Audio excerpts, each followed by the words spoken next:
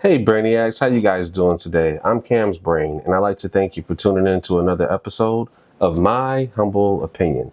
If you guys are new here, what I've been doing this series is breaking down a book called The 48 Laws of Power by Robert Greene. We kind of talk about this every Sunday at 8 p.m. and figure out how it can help us in our lives, spiritually, financially, and in our personal relationships. Today is no exception. We're going to be talking about the 23rd law of power, which is concentrate your forces. So I usually talk about this book being a book of manipulation, but in this situation, I don't think this is a manipulative statement at all. I think this is a very apparent thing that you should do, everybody should do.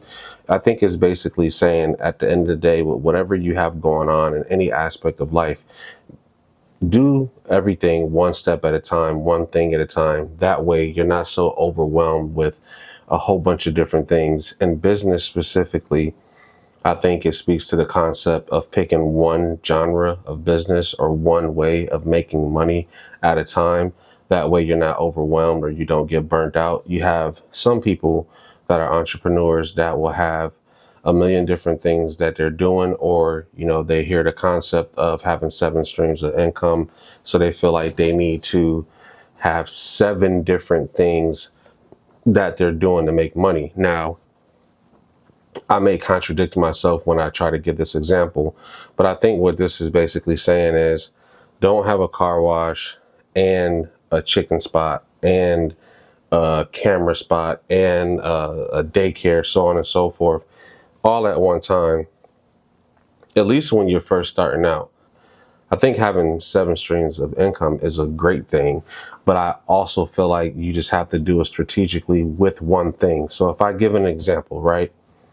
If I'm doing a car wash, for instance, I'm gonna have seven different car washes with seven different names.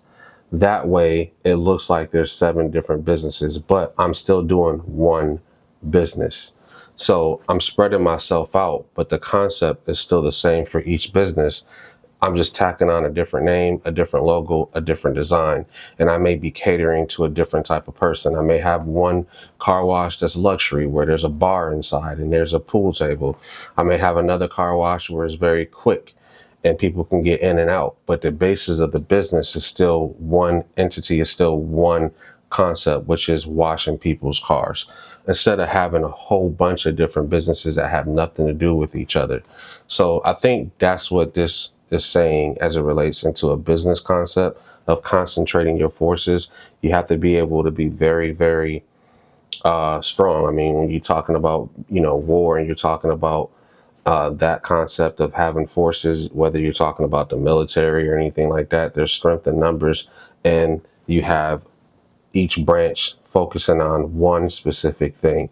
So I think it's the same thing in business, looking at it that way and making sure that you can just offer the same thing, but to different people, is the best way of going about that. Now, in a spiritual sense, I think concentrating forces is kind of the same situation where you don't want to ask for a million different things. You want to be very strategic. You want to be very as a matter of a fact. I think in a spiritual sense, it's the same situation where you want to be very strategic on what you're asking for and concentrating your forces on what's most important for you. Kind of tackled this before in a previous podcast where it's like you can ask for a car or you can ask for the wisdom to know how to make the money to get a car. That way, not only do you get the car, but you also have the wisdom at that point to maintain the vehicle, insurance, so on and so forth. Same thing with a house or any item that you want. You don't want to necessarily concentrate your forces on one particular thing. You want to concentrate your forces in your prayers and in your actions on how you can learn something that will allow you to fish instead of asking for a fish, learning how to fish, essentially. I think it's the best way to kind of sum that up as it relates to a spiritual situation. Be careful what you ask for, be very strategic, and definitely make sure that you're not asking for one particular item, or you're not asking for something that's not tangible. Like whenever you're talking to your higher power, you want to make sure that you're doing your best to ask for something that's going to develop you spiritually and mentally, and then it'll be able to develop you physically and financially. So basically, be very, very intentful on what you're asking for. Be very, very intentful on why you're even asking for what you want. Now, in a relationship situation, I think it's the same thing. Concentrating your forces on how you want to become a better person for your significant other, or even for a friendship that you're in.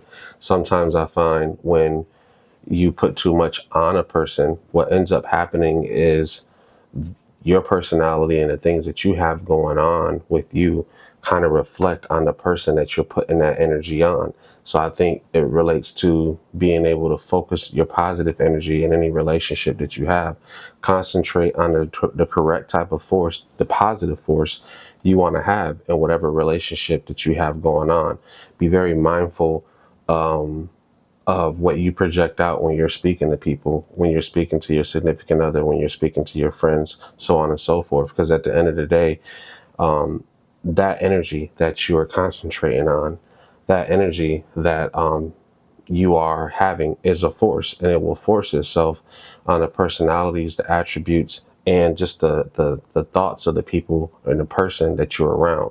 So being very careful to concentrate your forces in a positive way in a relationship, whether it be with a significant other or a friend, is very important. And to be mindful that you want to always be a positive person. If you don't want to be a positive person and you want to take it in a manipulative sense, you can do that. I mean, at the end of the day, it works the same way. Concentrating your forces can be a sense of continuously doing or saying a certain thing to get somebody to be upset about something. But that's not what we're about, or at least not what I'm about. So the reality of the situation is just making sure that you're very aware of yourself, you're very alert, and you're very attentive. I said it before, that's something that my wife says to our children all the time, and it's a very important thing. But I want to let you guys let me know what you think about this law of power. If you feel like it makes sense, if you agree with it, if you don't agree with it, let's all get involved. Make sure you leave your comments down below. I appreciate you guys for tuning in to another episode of My Humble Opinion. I am Cam's Brain, and I will see you next time. Peace.